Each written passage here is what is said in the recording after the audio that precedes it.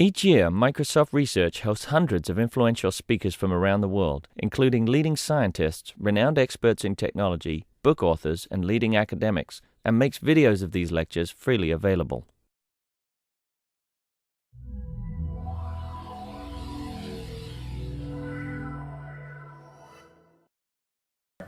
It's a really special pleasure to have with us here today Paul Wright. Paul, he's the director of the CITRIS, which is the Center for Information Technology for Interest in Society.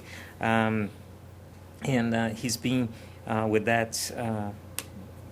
It serves, actually, the CITRIS serves several of the UC campus, so it promotes lots of interdisciplinary and inter-university, inter-campus research as well in big problems for society, and such as energy, IT, healthcare, and especially also smart grid. And in this particular talk, I'm not going to give away too much, but I'll just say that Paul is going to be talking about how do you make smart buildings, and even you have grids of buildings to help with the whole smart grid thing and to help a much better energy management. Paul, thank you very much to be with us. Rico, thank you for introducing me. So thanks for coming, everyone. And what I wanted to jump straight into after this long list of colleagues that I work with is the fact that much of what you see here today has been funded by the California Energy Commission through one of their subsystems called the Public Interest Energy Research Program, which is called PEER. And what they most have been doing with this large amount of money, for a university, we've had quite a lot of funding from them, more than $15 million in the last few years. We've particularly asked by them to work with us after the very embarrassing power crisis of 2001. And what started happening in several areas is that we worked with them because they really were impassioned by the idea, and this is probably my highest level point today, that if we could manage these peak loads that you get, especially in California, at 4 o'clock on a sweltering afternoon sometime between June and October, that's really what caused our power crisis of 2001. I mean, if you read Time magazine, you thought it was all driven by Enron, the sort of nasty capitalists that happened to work out this brokering system. But in fact, we really had a systemic weakness in our power system in California because we really are troubled a lot on those really hot, sweltering afternoons. I'll show you a graph later on. Our base load is typically about 30 megawatts a day, and on those really troubled days, probably there's 24 to 30 days where it jumps up to 60 megawatts a day. It really just doubles at about 4 o'clock in the afternoon. So it wasn't so much the amount of electricity we had, it was the fact that it was all driven into those peak loads. So that's a lot of the foundational underpinning. You're frowning at me. I think you're off. It's not megawatts, it's got to be something. Oh, gigawatts. Did I say megawatts? Yeah. Thank you for frowning. Sorry. That's good. It's good. Frown as much as you want. Body language usually tells me that I've said something wrong. So thank you very much indeed. But so, I mean, they have figures shown by the EPA that by not building more power plants, which is what you'd have to do to create that 60 gigawatt load, we're going to be able to save quite a lot of money in California. Generally speaking, I think we're going to avoid having to build 5 new power plants by doing this kind of demand-responsive activity that I'm going to be talking about. So you've seen graphs like this before. These are these wedges, these famous wedges that were developed by Sokolow and his colleagues. And I'm mostly talking about the first wedge. But what's interesting in all these wedges is that the idea is that if we come up with these smart energy solutions in energy-aware buildings, renewables, nuclear, coal-to-gas substitution, and CCS, then each one of those is going to be a slice that which can improve our sustainability. So what I'm talking about today is very much these power-aware buildings. So just going ahead, now we'll see. I should have shown this graph first and I would have got it right. Here's the base load and the peak loads for 2000. This was just before the big crisis. On the x-axis of this curve, we go from January to December. On the y-axis is the load, and you can see 30 is the base. Back then, about 10 years ago, 45 was typical. It was a typical peak, but more recently, with more usages, that's going up to nearly 60. What's interesting about this is that during these hot, sweaty months from June to October, About half the load is this red band, which is commercial air conditioning, and then the other half of the load is residential air conditioning. So the first couple of slides I've got are talking about reducing this commercial air conditioning, and then the work we've been doing on campus is more geared towards this residential air conditioning. What we've been doing on campus, so I've said this, that this summer heat creates this over demand.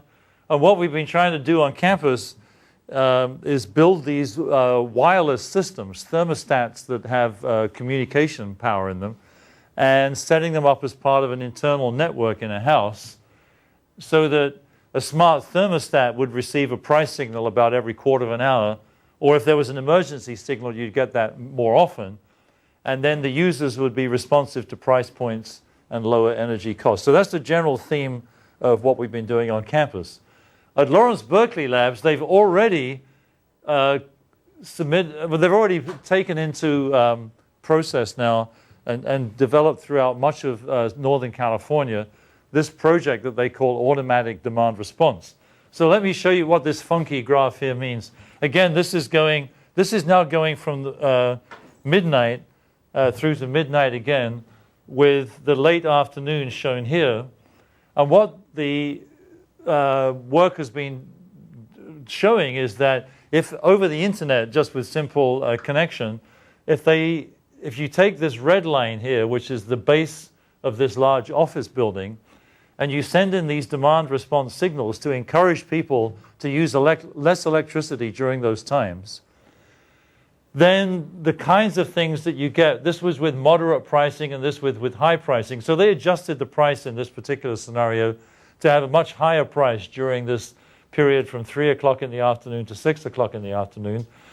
And so this the buzzword of a negawatt, these are the kind of savings that have been produced by just sending in these price signals and encouraging the user of that building, the operator of that building, to reduce the amount of electricity that they use during a 24-hour period. I can come back to that in a second, but what's interesting, this is from my colleague at the lab, Mary Ann Piet, just to show that this was working in real time. This is a busy slide, but it's worth sort of looking at a little bit. Here's a big list of the kinds of organizations that they've been sending these reactive price signals to.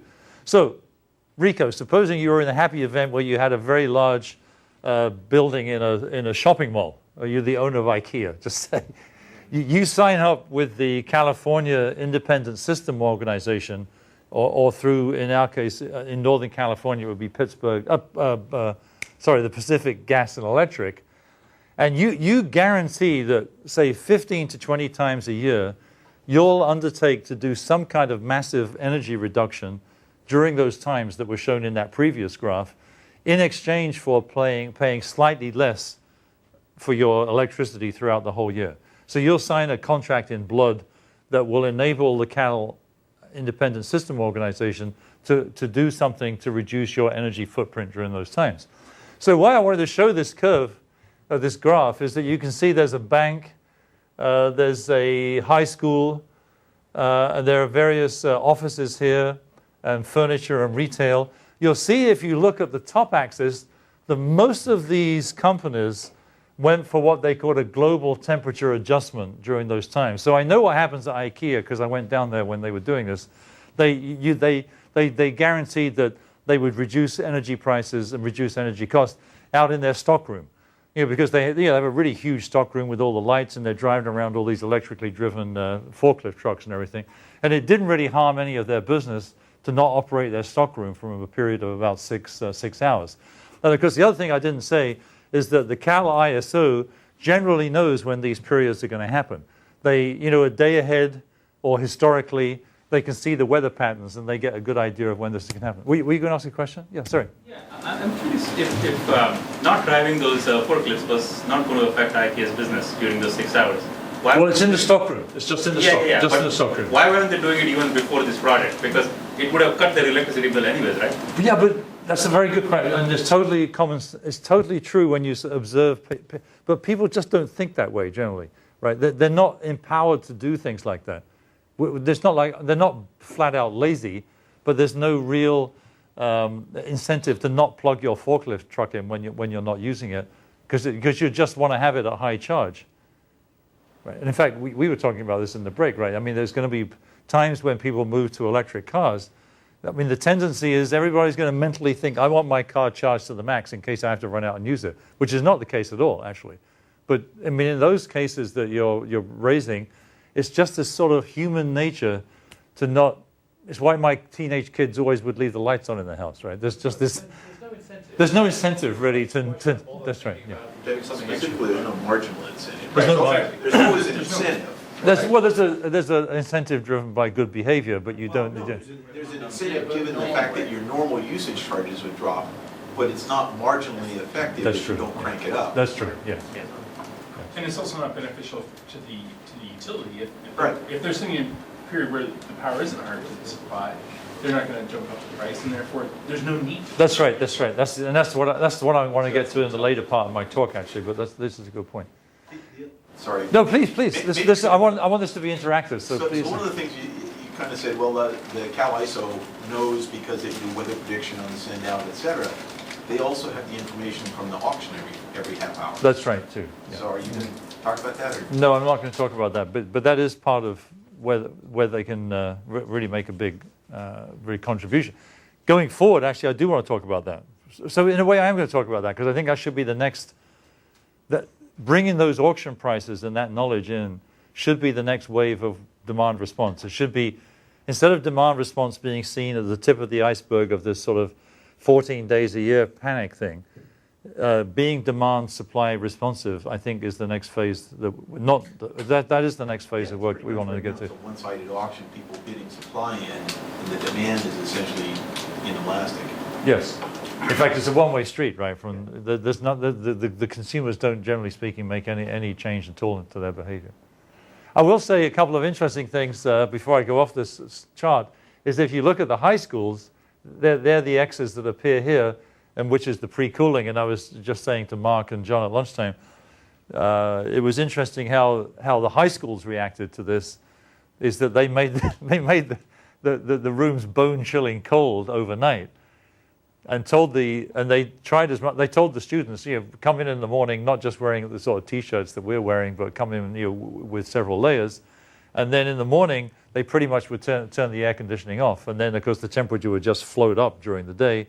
But by 3 o'clock in the afternoon, when people were getting a little bit agitated, it was time to go home from school anyway. So nobody was obliged to, in some draconian communistic sense, to do the same thing. There were many options along the top here about how they could change the fans or the chillers or do, in this case, a very slow recovery. And so there were different options given to these various companies about how they would respond to demand response. Okay, so that was an interesting thing. In the home environment, though, let me just go back to the slide. The funny thing is, most of us sitting in this room, to think about the fact that some organizations wouldn't have an internet connection doesn't seem at all feasible when you're talking to a group of guys from Microsoft or when you're in an academic environment. But when we first started working with the California Energy Commission in 2001, 2002, they really were concerned that out there, wherever out there was, there were lots of people that didn't have an internet connection, and so would be very unwilling to participate in some kind of price responsive way of operating the grid and the demand and supply environment. So we were asked to do some prototypes of the thing that's shown on the fridge there, of a wireless thermostat. So looking at the back of the room there, I see a thermostat. The new law in California now is that if you and your spouse were lucky enough to build a new home next year, then you have to put one of these wireless communicating thermostats into the home.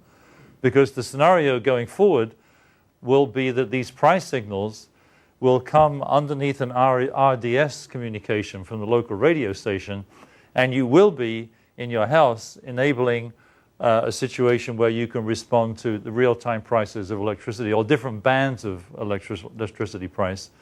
And that will adjust, as we're saying, according to the supply side. And at those 14, 15, 20 times a year, when prices are very high, that communicating thermostat will receive a signal saying, no, we've doubled the price of your electricity. What are you going to do about it? And so we were asked to build a variety of devices. I'll show you the thermostat. We built these little these little traffic light systems that could go on appliances, and the developers of these appliances are working with us now, so that they would be also installed in the things that would be made in the store and supplied in the store. And sure enough, we did these kind of things where throughout houses, we started with these sort of plastic houses, and then we started equipping university buildings and putting these wireless sensor nodes throughout them, using the various remote platforms that are supplied by a large number of companies now, and putting them through residential environments to create these kind of wireless sensor network systems. Most of our, once we'd done them in the university campus, we mostly moved out to the sort of mid Central Valley, because it's there where these very large loads exist for the air conditioning. But simply put, in many cases, this is my own house here actually, and then we started putting these with one base station and lots of small wireless nodes. We began to show that these multi-sensor control strategies, just one sensor, 1 meter, one thermostat, and one router, were enough to do energy savings in a house. And some of the coolest things we did that worked out rather nicely is to have these little motor-driven attachments to the louvres in devices, so that especially for these rooms like the office or the study, or a bedroom where one of my kids had gone away to college, you could drive these and just close off the louvres in different rooms. I have to say, the only thing is when you go and buy a commercial louvre for somewhere like Home Depot, they're so badly made in China and so sprayed with paint and so crappy that you have to sort of do a little bit of retrofitting to make sure that these things are easily operated. And of course, if you really think about it, they have to be driven with batteries, so that's a little bit of a disadvantage. But by and large, this kind of system works quite well. And of course, the sensible thing to do if you don't have all of these attachments is just to sort of go around your house at different times of the year and adjust the louver according to just common sense, adjust the louver according to the people that are in the house. But it was nice to show that you could reduce the amount of energy that was being used.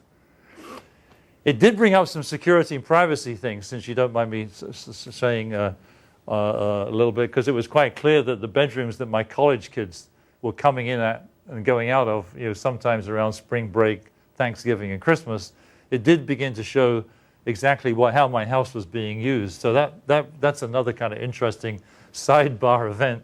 But these systems do seem to encourage reduced usage. And what was nice is that we began to see the thermostat now not as this one stupid device that's plugged on the wall back there, but the thermostat can now be something that's really disaggregated throughout the house. Each one of the devices, whether it's your washing machine or your fridge or your garage, can have a small wireless device attached to it. And then what looks like the thermostat can become your base station. And that can actually be sitting around in your living room as a device that can communicate with all of those remote devices there. So in summary, for this first part, we started building thermostats in the lab that looked a little bit like the one on the left here. And so it has two, I mean, there's many different ways you could do this, but we found that this was a really simple way of doing it, where it had two sliders instead of one, and you'd have a temperature setting here which would give you your desired thermostat setting, if electricity was cheap. And then there was this additional slider here that would go between comfort on one end and savings on the other. So if you were a sweaty graduate student and you wanted to save as much money as possible, then you'd have this set all the way up on the end here, and that would override your normal setting when the electricity got expensive.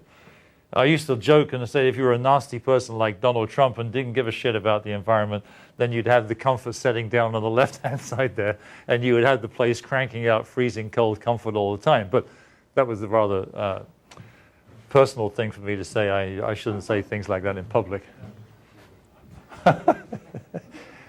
Over here, this nice gentleman runs Golden Power thermostats, and now he sells these in Home Depot right now. And touchscreen-wise, it basically does the same thing as you see on the left there. You can set your general or preferred setting, and then you can override it whenever you need to according to your comfort savings activity. And this has an RDS plug that goes in the back, and you can put that little white block in there, which is the communication device. And with our local radio station, our local NPR radio station, we have done a pilot now where the communication, the RDS signal underneath the signal goes to that thermostat and works.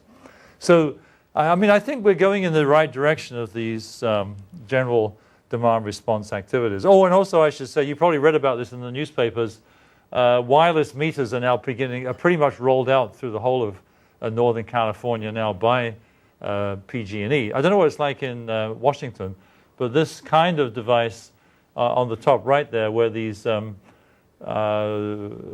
new units are being put into the meter, are part of the rollout. We've had some problems recently with the software that's in there from a communication point of view, but that's being sorted out. Paul, Yes. Look at the impact of trending, well, providing information on which way prices were trending. It's like if I go, it's red, yellow, green. If I'm yellow, I don't know if I'm going to be getting cheaper in the future or more expensive. Yeah, we didn't. Okay. That would be a good thing to do, actually. Yeah, actually, the only thing we did, now you think, we started showing it flashing, I think. So, but we didn't really, my students were doing that because they did think about the fact that you really should tell people the trending aspect. But we did. We didn't now, and I'm about to get more expensive. Yeah. Good to let people know that ahead of time. Yeah, that's a good point. I think there was a general feeling that. I mean, I'm not saying it's not. I'm totally agreeing with you. That's the right thing to do. But I think there was this general feeling that once people saw that it was getting really hot, and they knew which people, generally speaking, knew. It was, yeah, you had the feeling that today was going to be rough anyway. And that when, by about people were sort of thinking, okay, probably this is the time of day. I was saying, we used a lot of these little globes. You know those globes that just go red, yellow, and green? We had them all over the place now where instead of showing stock prices, they show the real-time energy prices that are coming from Southern California Edison. And that's a very effective way of showing people what the prices are. Yeah, you were going to say, sorry. You still, your point, you still have to have some sort of a trend. Otherwise, you walk into the airport, it's condition orange. Well, it's condition orange a month ago, it's condition orange a month from now. And that doesn't give you differential information. Unless you periodically adjust those price bands, how do you know that you're yellow, but yellow is the new normal? Yeah, no, you're right. I mean, you're going to have some, it's time change day, therefore change the batteries in your smoke alarm, and the new price bands go into effect or something. Yeah, you're right about this. Yeah, we just haven't done it, it's something we should do. Yeah. The other thing it seems to me that you would have to have, for people to actually modify their behavior in response to the signals, there has to be a fair amount of predictability to the prices. Because, if I come home one day at 8 o'clock, and let's say the electricity prices are very high, I can't do my laundry. Next day I come, it's pretty low, maybe you can do your laundry today. It would get really annoying. I mean, I would want to know that, electricity prices are low over the weekend and I can do my laundry then. That would be much nicer than knowing all of this. Well, yeah, I mean, it's not, the truth is the pricing is in bands. But still, if you just fluctuate from the bands too rapidly or you're right. unpredictably, you're right. then it would become very annoying. The truth, actually, you're all saying really important things, but we haven't taken it to the level yet where it's sort of running full time throughout. Another big thing, actually, I'm surprised somebody hasn't said this before, is that if everybody turns on and turns off stuff at the same time, then you're going to have real mess on the grid, right? So one of the students just finished a thesis, Bill Burke, which of course is taking large communities and figuring out how between 3:30 and 4:30 how you ramp into this, and of course it's just as bad if everybody were the other end of the thing did this. So you have to have this ramping in and ramping out throughout a wide range of communities, and the Cal ISO hasn't worked that out yet. So that would take a lot. I imagine that even on that one, which makes perfect sense, even if the actual price is broadcast through RTS, as you said, but if the decisions made by the clients have some kind of probability model built in, you might be able to buffer that Yeah, to some extent. you'll have right? to do that. Yeah. So you don't need to necessarily send individualized prices. No, you wouldn't. It would be to communities. It would be right. And it would be sensitive to the sort of microclimate. So whereas we're in Berkeley, we're very close to the fog. So often when there's really sweltering hot in the inland, it's actually quite cold in Berkeley. So each one of the communities in Northern California and Southern California would sort of be bundled and aggregated in certain ways to make this sort of come in and come out. But as you said, I think that it would have to be done with these various kinds of anticipatory knowledge. Otherwise, it would irritate people and they won't participate in it. Having said that about whether you irritate people or not, I'm going off on a sidebar. It was pretty remarkable back in 2001 when really things were desperate, and all through the newspapers and on the TV, people were asked to flex your power, in quotation marks. Those peak loads were reduced by about 13% some days. They were usually 9% and as much as 13%. So all of us are actually willing to be good citizens. I was there. Yeah. I was in Berkeley at that time. Yeah. But the problem with that was, or the incentive there was horrendous. The alternative was blackouts. That's true. And you were telling that. And by the way, I didn't have to flex my power because I was on the same grid as a neighborhood hospital. So I we see. never had a blackout at XC. Yeah. So, yeah. You took advantage of But you see, but you're saying nice things actually, and you're picking up on the fact that if there's an incentive like a blackout, that's true. But people are generally speaking good people, right? People want to do the right thing, I think, and people would leave their office buildings and turn their lights off. They would do things at home.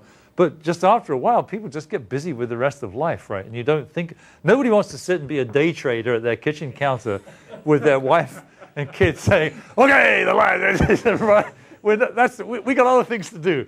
So everything has to be done. It can't be done just by goodwill or altruism. It has to be done by some kind of price incentive.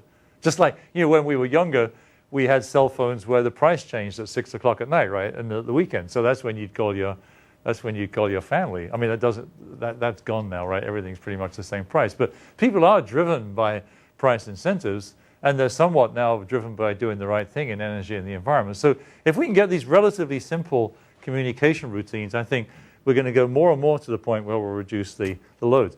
Having said all that, another thing, coming back to my earlier slides, the reason why those big box connections to IKEA and everything work so well is that those guys are really incentivized to drop the price all through the year in exchange for being martyrs, if you want to say it, 15 to 20 times a year.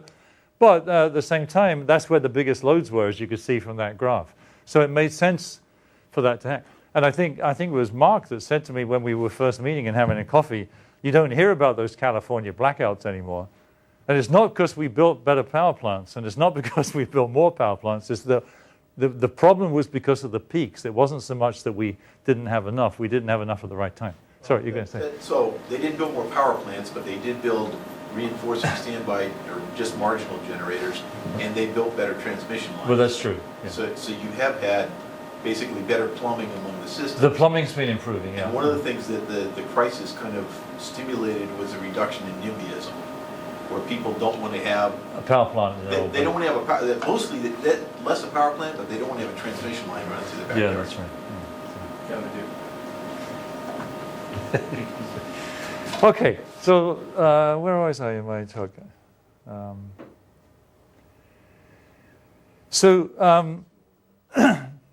That was kind of like part one of my talk. We're about halfway through. And by the way, thank you for your questions. I'm really enjoying this lively debate. It's fun to be here. The thing I just want to take a sidebar off now and say, and Mark and John have heard this at lunch, so sorry I'm repeating this stuff. But my early training was in manufacturing, and I worked with Ford Motor Company and a lot of people in that space.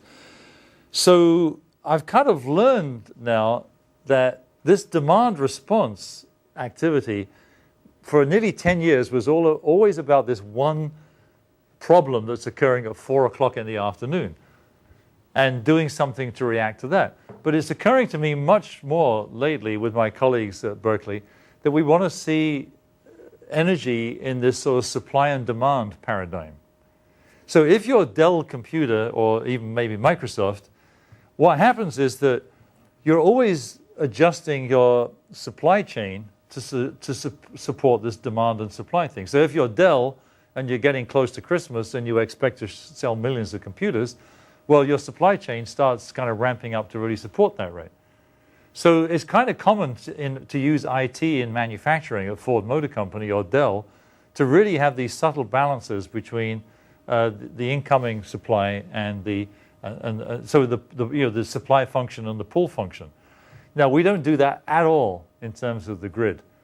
The grid is largely just a one-way street, giving power to people at the other end, which is in this building here. I'm not criticizing, it's everywhere. So I'm really fascinated now moving forward to take this demand response, as we were saying before, connected into the auction schemes and connected into the supply. And I think why this is important is as the country, supported by the Obama administration and supported by Schwarzenegger, who says that we have to have 30% renewables by 2020 in California. I don't know what it is in Washington, but we're going to have more renewables on the grid. But those renewables are really spiky and we can't rely on them. It's almost like a Dell supply chain where the front end of the supply chain is going to be much more variable than it was in the past. So wouldn't it be sensible to take a large building and have it react to that supply chain?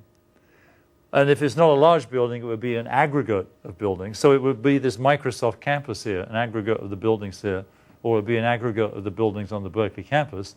And essentially what you want to try and do is balance out this. And I mean, what you might call it continuous demand and response. So you want to be responding to the sort of changing energy availability as the norm, not the exception. So everything I said in the first half of my talk was responding to this crisis that we had in the year 2001 in California. So going forward, I'd like to be able to see that plotting a graph of energy on the y-axis and very discrete time along the x-axis, what's happening on the grid ought to be mapped to what's happening in a building, or vice versa, what's happening in a building should be happening on responding to the grid. So you wouldn't just have these zone set point adjustments. You should be able to consider how you do scheduling and doing the control of a building. You'd think about the power, and you'd also think about the power quality, not just the power itself. And what you want to be doing if you ran a big Microsoft campus like this, you'd want to be doing some forecasting and negotiation in advance. Because if you knew that it's going to be super windy for a few days, well then maybe that would be the time to really power up and do some things that you wouldn't do on a regular basis. If you knew it was going to be weak, there'd be some big chillers on the campus here that you wouldn't run to relate that. So then there'd be this systematic participation in the not only the unexpected, which is what all my demand response stuff was about, but also in the expected. And you'd be trying to expand these options now for policy and regulation. So we are actually, I'm going off on a slide slightly. We are actually in the final running now for getting a bigger engineering research center of Berkeley, which David Cullen, my colleague, is the principal investigator of. And we have these different partners here. Microsoft has actually written a letter of support for this. So you guys have been helping us to be one of the industrial partners in this. So I wanted to thank you for doing that. And I just thought in the last 5 or 6 slides, I'd like to show there some of David's slides that he's collected with all of us.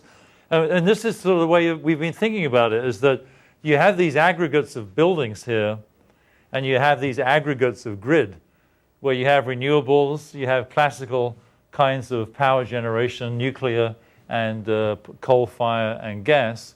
And what we're trying to do is set up a system where you'd have this deep, transparent monitoring of buildings using those wireless sensor networks.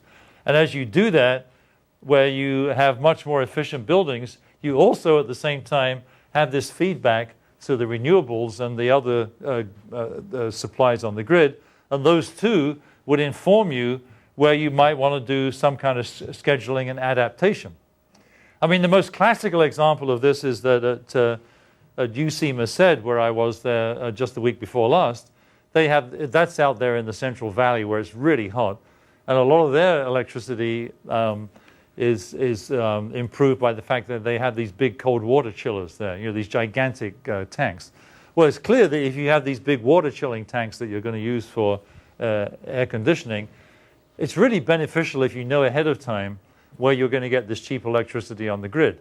Or if you knew you were going to be in a bad situation for several days in a row, well, maybe you wouldn't even run those chillers. You know, you might try and get you'd ask people to come to the buildings less, or you'd get people to telecommute, who knows what, but you'd be able to think about this sort of demand and supply element going on a 24/7 basis. From that forecasting and tracking and marketing of the grid, which is where this is exactly where your auctioning goes on, and then supplying the availability and the pricing and the planning, you have something that now looks more like a classical forecasting supply and demand environment. So I'm kind of interested by this idea.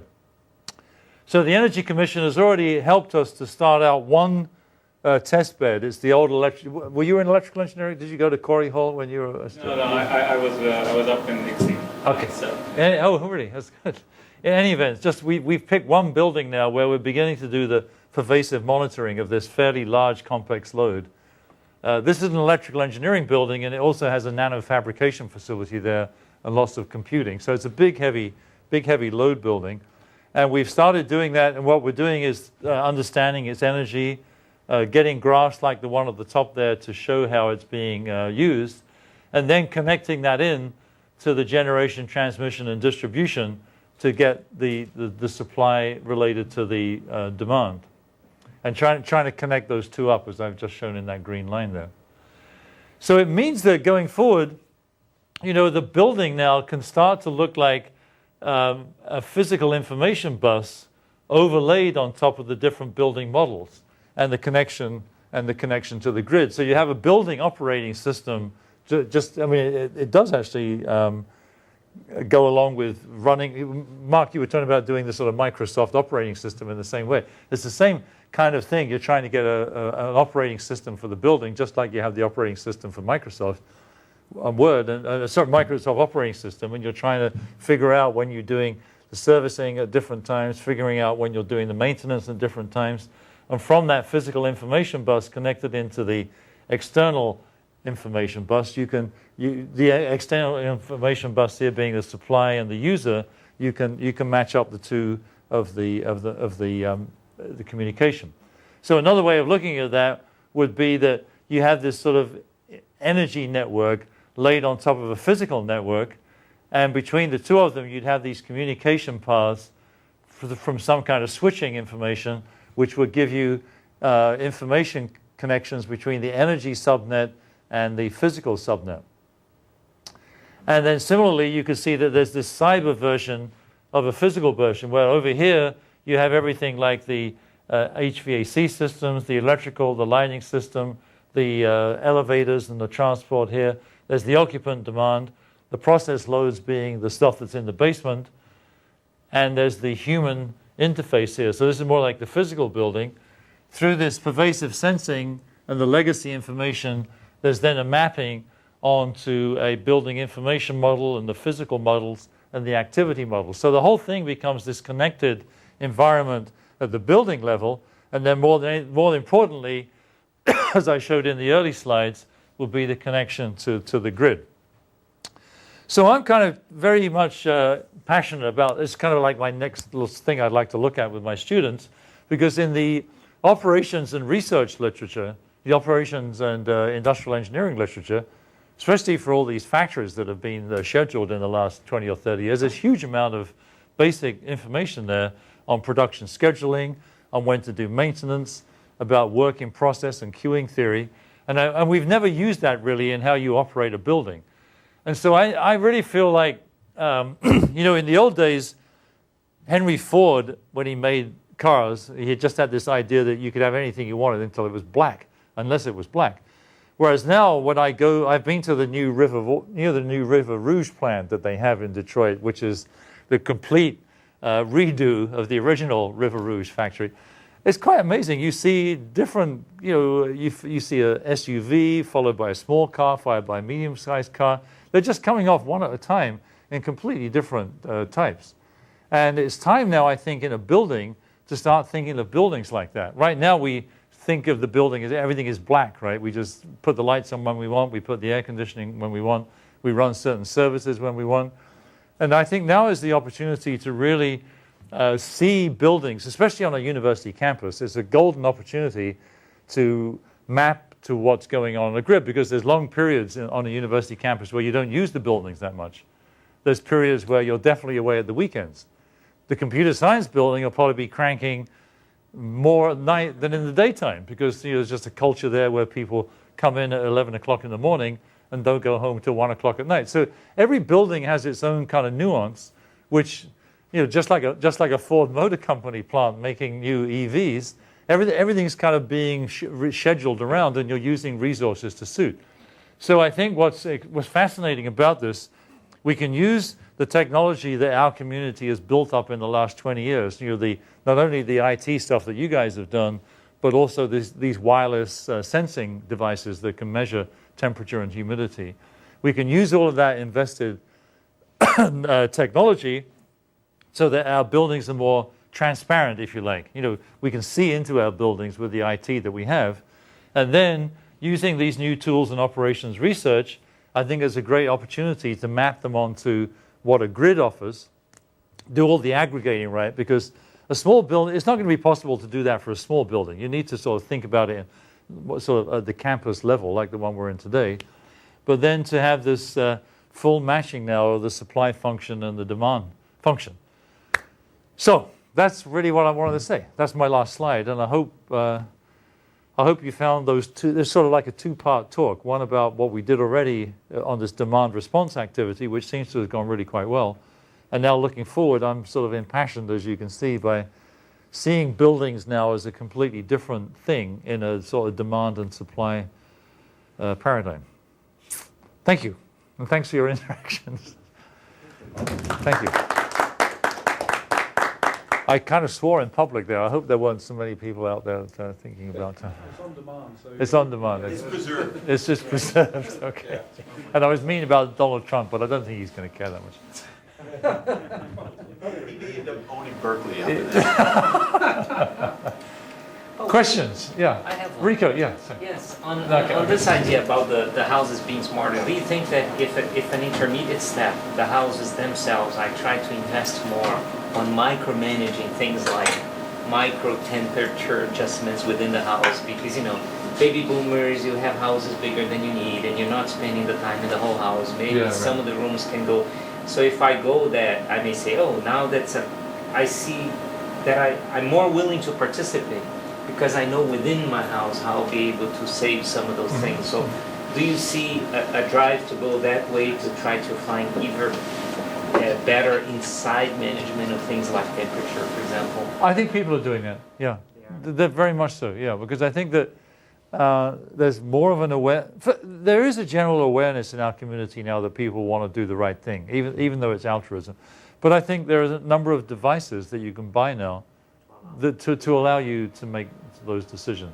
I mean, I think you have to invest a little bit. I mean, Mark was saying how frustrating it is that just an occupancy sensor or devices like that cost $40 still.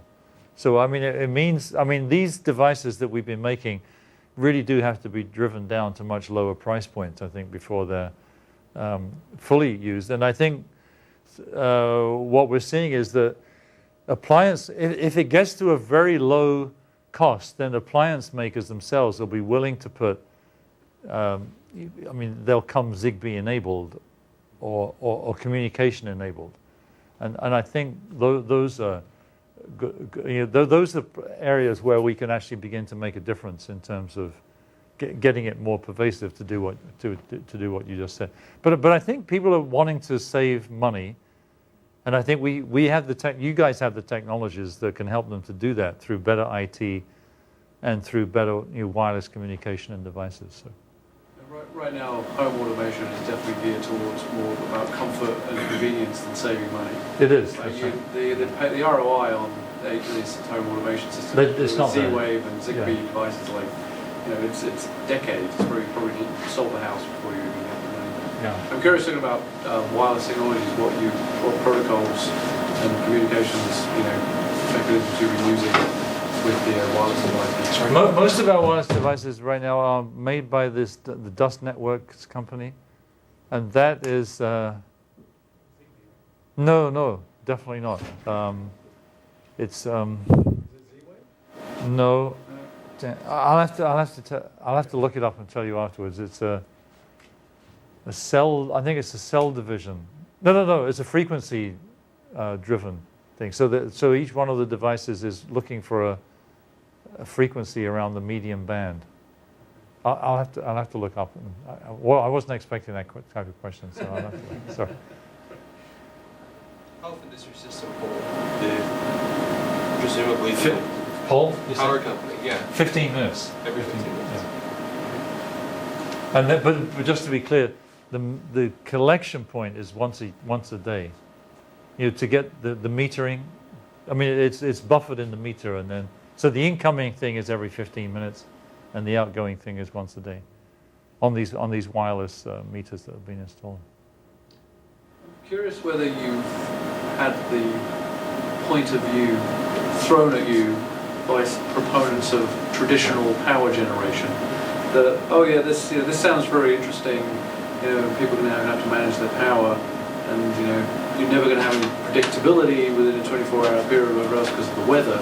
Isn't this just an argument for us continuing to burn more coal? Is that you seeing that? Do you have a counterpoint?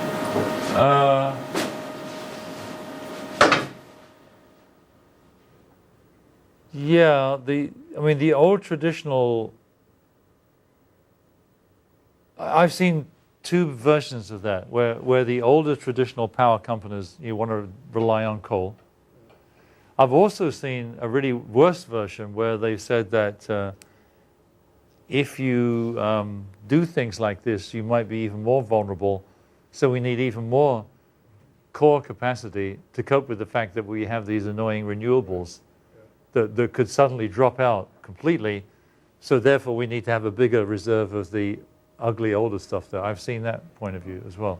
So as you can say, yeah.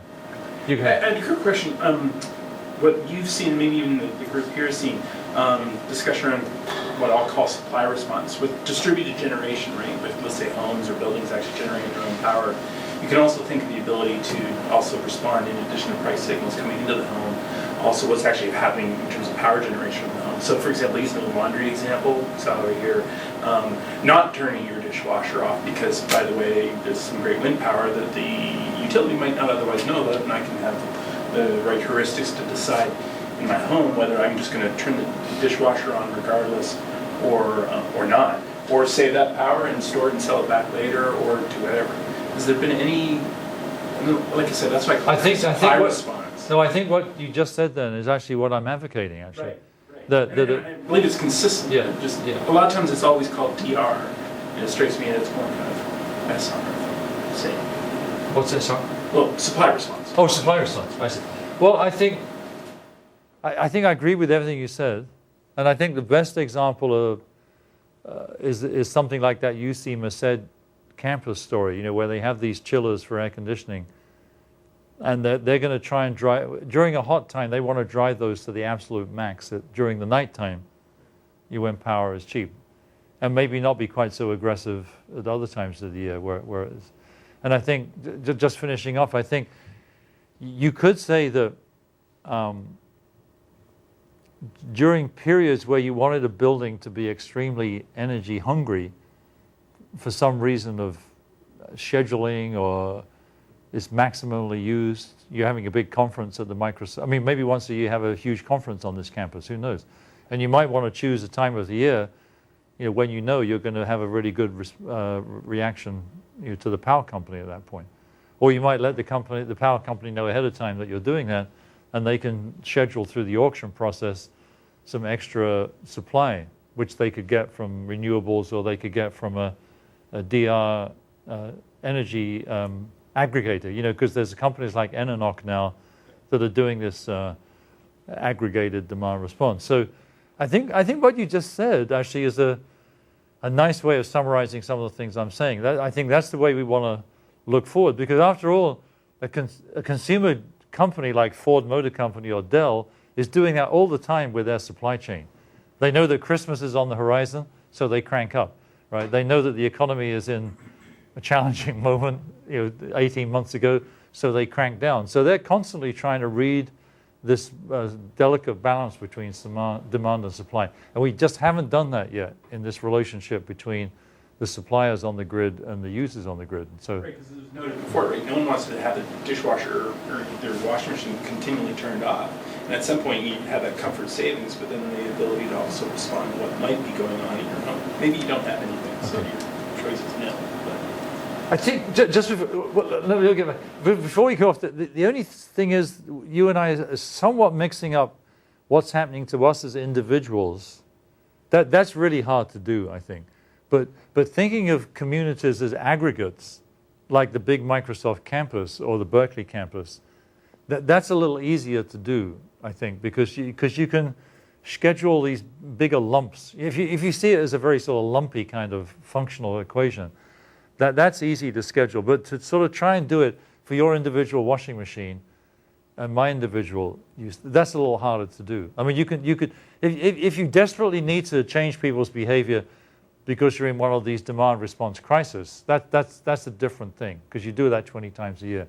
But then if you try and get an individual building at the house level, or even a standard commercial building size, to go through all these very acrobatic things just to get a little balancing, I don't think that's going to be so easy. I think you either have to see an enormous building, like the Seattle Sky thing that you have, or the San Francisco Bank of America building, or New York Times building in New York. At that level, you can do things like that. But for others, it's got to be an aggregator. Yeah. But we do have those buildings. They're called data centers. Oh, okay. Well, data centers they're you can 5 to 10 megawatts. maybe Thank you. more. Yeah, okay. And even better, they have capacitance already, because they have at least a 15-minute ride-through with batteries or flywheels Right. to keep them up for ride-through power.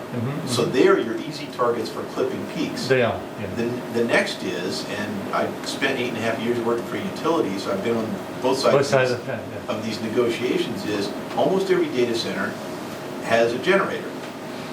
You have to run You have this to have that, generator yeah. every week, every month, Yeah. every 3 months, depending on what your service level agreement is. You can in fact negotiate with your utility. The utility will pay you. You're talking about your 10 or 15 or 20 peaking times per year. You can negotiate with the utility to give them control of running that generator, or telling you to run it. You can put them into a fill my tank and best efforts. You bring the trucks in with the diesel fuel, and the utilities will pay you tens of thousands of dollars a month just for that insurance. And that's not being managed well enough. The utilities don't necessarily have a big incentive to advertise that way, but it's in almost all their commercial and industrial tariffs. Yeah. They do have a nice pricing incentive for that, because the demand charges, which is kilowatts or megawatts, not megawatt hours Right. or kilowatt hours, because it's a peak 15 minutes out of every 3 months. So there's nice chunky distributed generation and supply side response that you guys aren't factoring in there or pulling in. I realize that's not the focus of your research, but from an IT perspective, That's a good combined point. with the mechanical, electrical, plumbing aspects, I mean, we build a lot of big data centers. We have that capability to run those as on-demand, either generation capacitance or actual generation. And that, if you look within, 10 miles of your campus, how many emergency generators are there? Not for the hospitals, which may not want to go to that edge, Yeah. but certainly NetApp and Sunnyvale, Oh, yeah, they're around. right, all those guys up and down there. Just to Well, this is well push said. back on- This is good. Yeah. Sorry, just to push back on that a little bit, isn't running a large number of small generators a bad idea from the pollution viewpoint? But you're not worried about pollution in the peak, because you're already running really crappy or incredibly expensive generation sources. You're running a jet turbine in Albany, and it costs you $2,000 a megawatt. Sorry, yeah, 2,000. No, it could be upwards of $20,000 a megawatt hour at the peak. You run it 3 times a year because you cannot afford to go down. That's what you're displacing. Of these really, you're clipping the spikes. Pollution isn't a factor there. It's not something that people take into consideration given what the alternatives are. You can either take a brownout, or you can fire up something that's just as bad. You can't move a coal plant or a nuke or anything else up and down that fast. You can't move hydro up and down that fast. You've got to go with gas turbine or basically a jet turbine to do it. So yeah, it's not pleasant to run, and nobody wants to be there next to a clattering diesel. But for the load patterns you're talking about, it's a really effective way of doing it. I mean, you already covered it because you talked about the thermal capacitance in Merced or with the high schools, right? They're already acting as a big thermal. Yeah, they are. Yeah. But it's embodied capital, right? I mean, this is going to be right. something. This is where because the utilities don't want to knock down the usage. The regulators aren't providing incentive for them to do But that's that. not true in California. Well, sorry, in California it's slightly different. Yeah. But the main thing that they're trying to do is avoid, knowing your point, avoiding building 5 new power plants. Yeah, that's right. And that's what is the best way to clip off that peak. Well, these are great comments. Thank you so much for coming. Rico, thank you. I think it was good. I really enjoyed it. That was a great group. Thank you so much. I don't know who's out there, but thank you for looking. There's a lot of folks out there. That's good. Thanks, Paul. I'm sorry I didn't get the protocol question, Mark. I'll get it. Since you,